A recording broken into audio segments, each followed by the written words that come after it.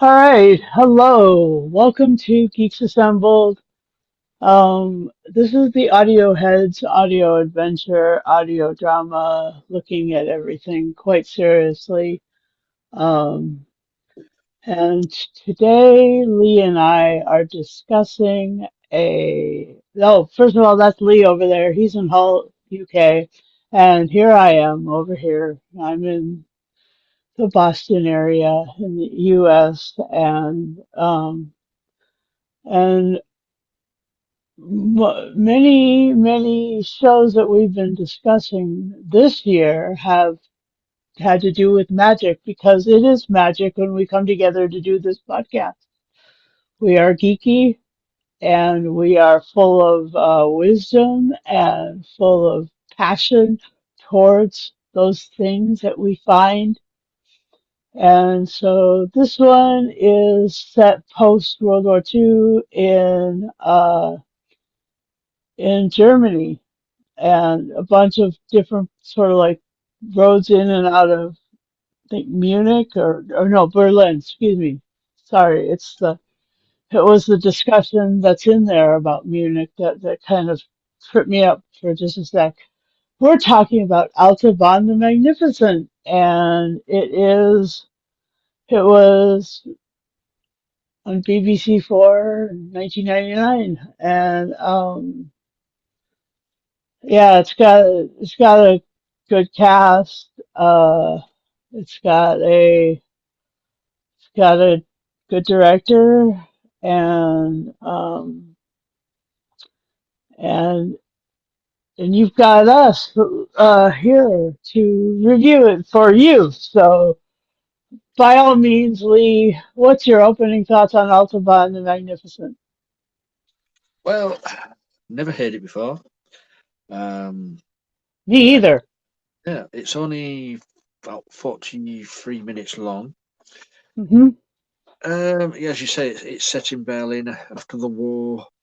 You have a scientist with American GI riding into Berlin, checking the waters for toxic things in the water after the war.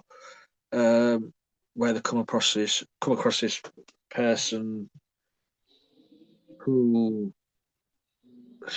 mysteriously has all these gems in his Hmm. home. Um, and he wants them to go away, just and then all of a sudden they discover through a doorway Altaban. Um, I think it was about 7 foot tall magician, Hmm. uh, silent and doesn't talk. No, Uh, it goes from like a drama to a sort of a surreal fantasy sort of story. Um, definitely weird. yeah, it is weird because it's also it ends ambiguously, Very. and there's no follow on from this. This is it. This is a standalone play. Uh-huh. And for me personally, I thought it could have done with things to be explained in maybe another part two or another story, but you never get that, and you're left at the end of it thinking, well, what's going on? Yeah, Uh, a bit. yeah, yeah. Is it the sergeant? Is it Sergeant Stuckart? Uh-huh. Um, he demands Altaban to do the trick what he performed for was it Himmler, Yeah. um, where he get where the person gets shot but survives. He's protected, but there's a twist, uh, and because we're seeing this story through the young scientist eyes, Frank. He's being Yeah. interviewed by the major star because they don't believe in what happened in the story, and they're coming to the conclusion that Frank killed the sergeant. Right. But turns out, with this magical influence or whatever, the sergeant sort of killed himself. Kinda. Yeah, it's just a weird one. So yeah, it just left me feeling a bit empty at the end, thinking, well, any explanation? Um, as you say, it's only a small cast. Um, you got Sergeant Stuckout, Stuart Milligan. He's been in loads of things. Um, if you're a Yes. Doctor Who fan, he played Richard Nixon in one of Matt Smith's Yep. stories. Um, Exactly. you got Peter Munt, played by Clive Swift, another Doctor Who. He was in David Tennant's time as a tour guide. Mr. Copper, is it? Copper, Yeah, but from also the spaceship Titanic, right? Bridge of the Dam. But also before that, in the 80s, he played Joe Bell in Oh yeah. Revelation of the Daleks. Um, and then you've got Nicholas Farrell, who's major star, who's been in nearly everything. Name it, he's been on TV, films, and also I'm positive he's done some Big Finish as well, audio dramas. And Uh-huh. Frank Bailey, played by Charles Barncut. Now, that's a name. It's not doesn't ring a bell with me. Yeah, me neither. And I couldn't find him in any of my sources. So I was like, Hmm, is this a pseudonym? This must be a pseudonym. I don't know. It might be a real name, but maybe he doesn't work that often. Who knows? But yeah, it's a well sort of written play. But as I say, it's very very strange because Mr. Munt keeps saying to the sergeant, "He's given you what you wanted," Yeah, and what happens to the sergeant is death. yeah, Now, because he could read this, Altaban can read minds of what you're thinking, but through Pieter Munt, because yeah. Altaban He doesn't. has to have Munt there. Yeah, it's true. I'm just thinking, is the real magician Mr. Munt? Uh-huh. That's a really good question. Yeah, And it does Altaban really exist? Because he sort of disappears. kinda. It's yeah, it's a bit strange, but it's a good little tale. So yeah, that's over to you, Susan.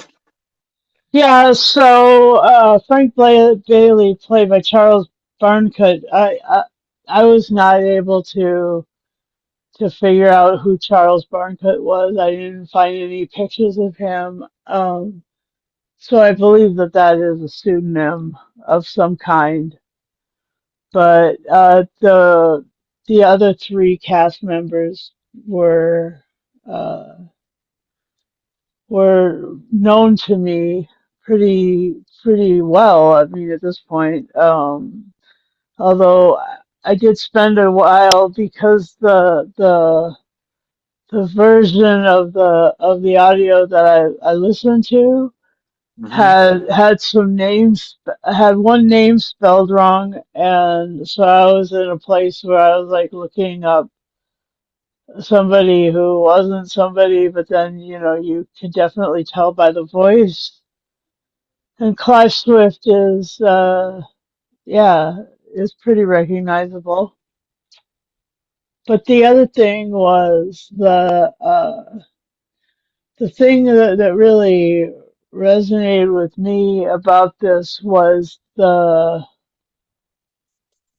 gunplay and how these people were able to overcome that, and um, how I just thought that they should have just shot Himmler anyway, um, done away with him. But like anyway, the the other thing was, yeah, the doorway passed, and then all of a sudden there was Altaban, and he was super tall, and he didn't talk.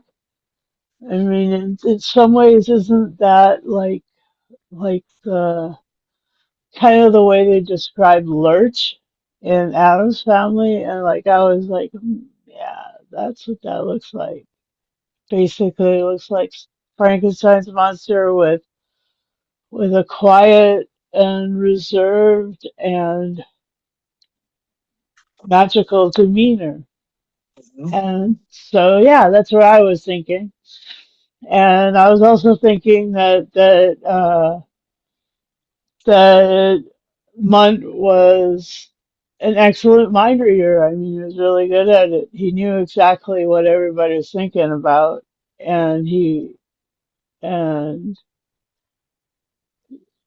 he said that he was thinking about the about this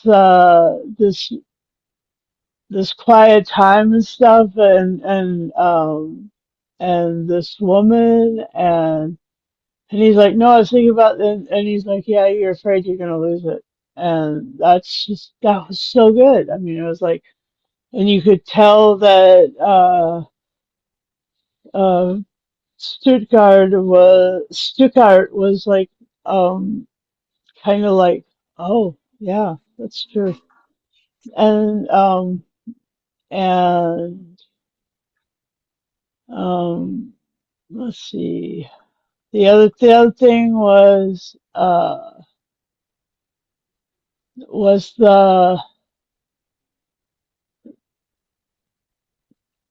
the kind of pacing it was. It slowed down at the end. It did. It was like chasing around this idea at the beginning, and then once it's discovered, it kind of, and so the audio slows down. I mean, it once they've gotten past the door. And they've already heard the story about Himmler and the gunplay and all of that stuff goes on. You know, it slows way down, and it was directed by Claire Grove, and so I mean, yeah, it was definitely different, and you could tell. Uh, you could tell um, it was really interesting because of and the prestige was past the door, and so that was the act. We've talked a lot about magic in other ones of our podcasts. We talked about the now you see me, now you don't couple, and or now you see me anyway. Um, it's a good series, and then there's the Prestige, and so I mean, like we talked a lot about that. So this is kind of in the same vein as those, only it's a little weirder in that Bit mysterious for some reason. yeah, it's a little more mysterious. And I think that it was done because it's the only reason that it is that mysterious is because it was done on audio, Hmm. and we have to make up what we think is going on. But your favorite moments, Lee, or things that you, yeah.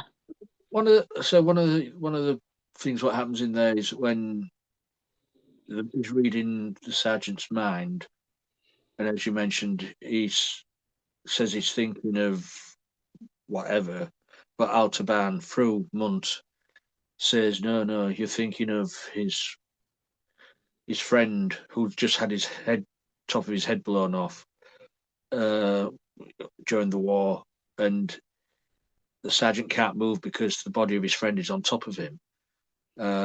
It's facing death in the face, really. But and you're just thinking when he's saying that, thinking, how the hell does he know? Because the only person who could experience that was the sergeant.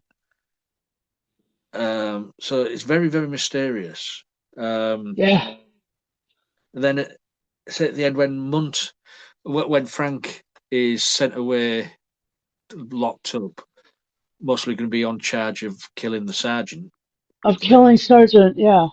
Um, and then Munt just sort of comes into the major's office and just said, who are you and blah blah, and I'm Pieter Munt, and that's where it stops. Now, why did Hmm.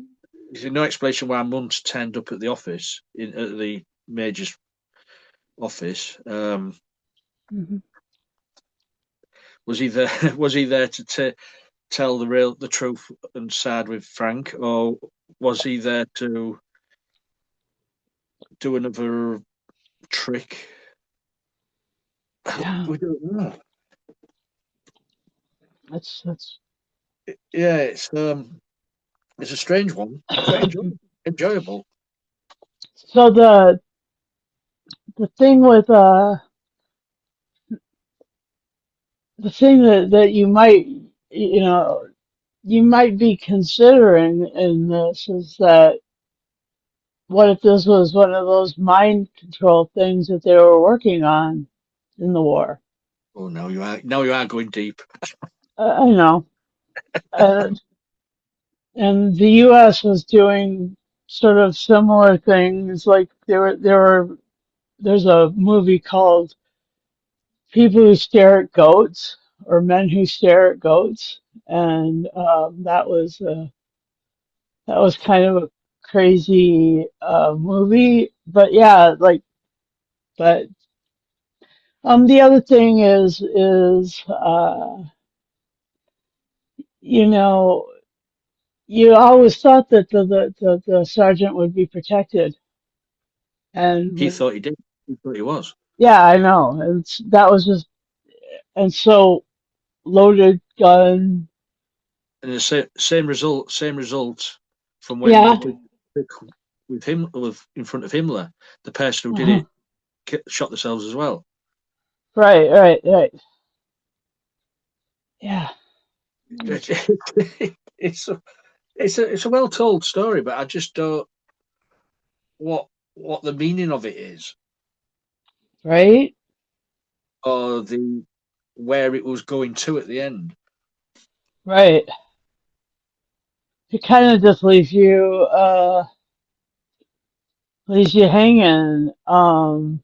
Because I'm just where is it?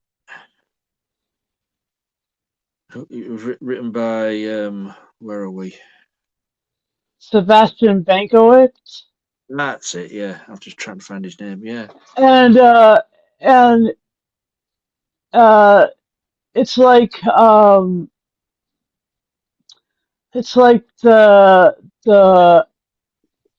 the sergeant will do anything to protect to be saved from death, to be protected from death, and so you know part of this is it was asking for some wish fulfillment, yeah, I mean and this to me, if they had made this on for the TV, right, I would if they had made it for TV, I would say this would have made an episode.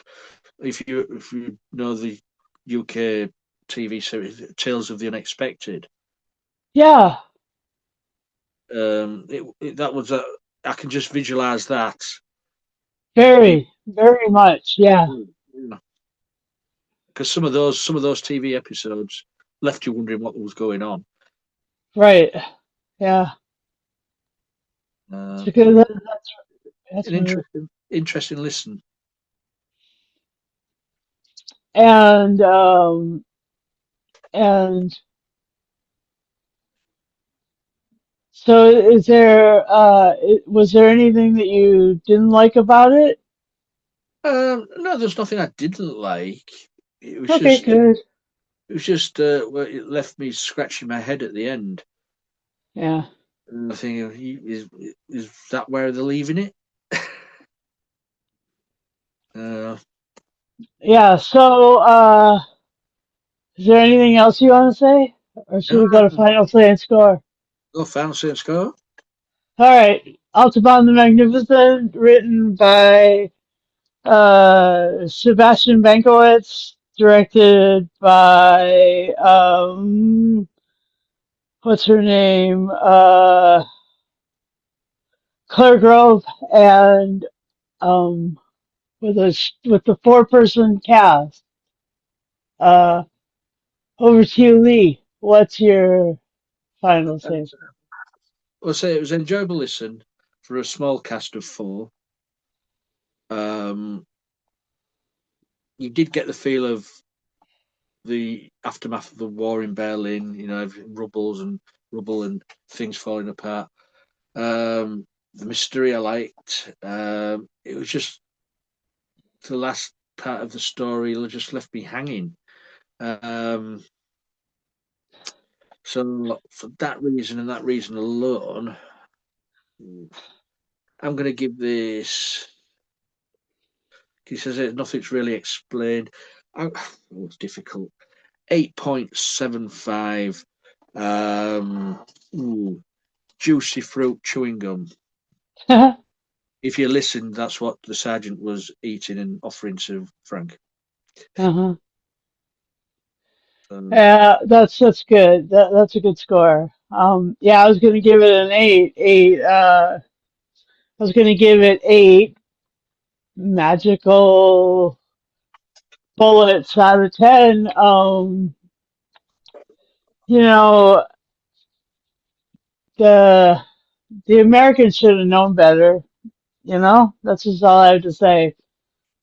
yeah, We have enough trouble in this country with guns. Anyway, the this was an interesting audio adventure.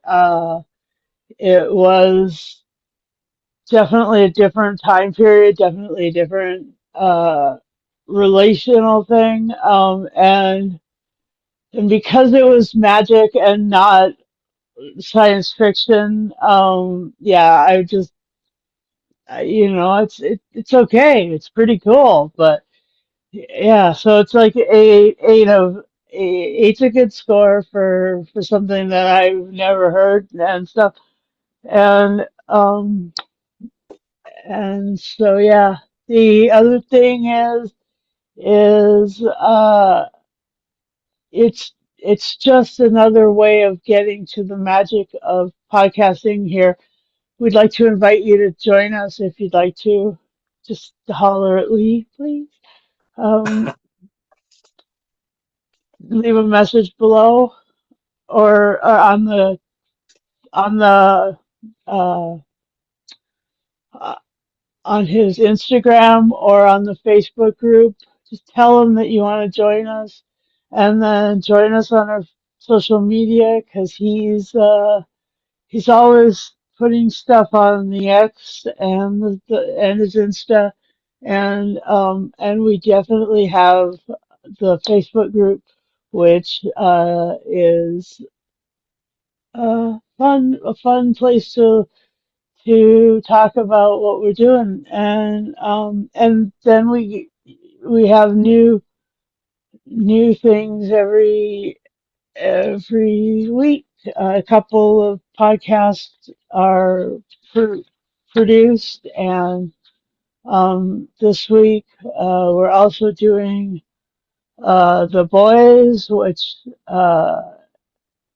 isn't magic; it's superpowers, but yeah, it's going to be another magical podcast. So by all means, uh, like and subscribe, and then hit the bell notification, and we'll let you know that when we put out something new. Every every week we do a couple, so it's fun. Anyway, uh, thanks for watching Geeks Assembled Audio Heads, and keep it up. The next time we get together, we're going to be reviewing uh, another one of the lost stories, and for Big Finish, the Sixth Doctor, the 23rd season, Lost Stories. Um, anyway, so that's coming up. Just wetting your whistle, wetting your appetite.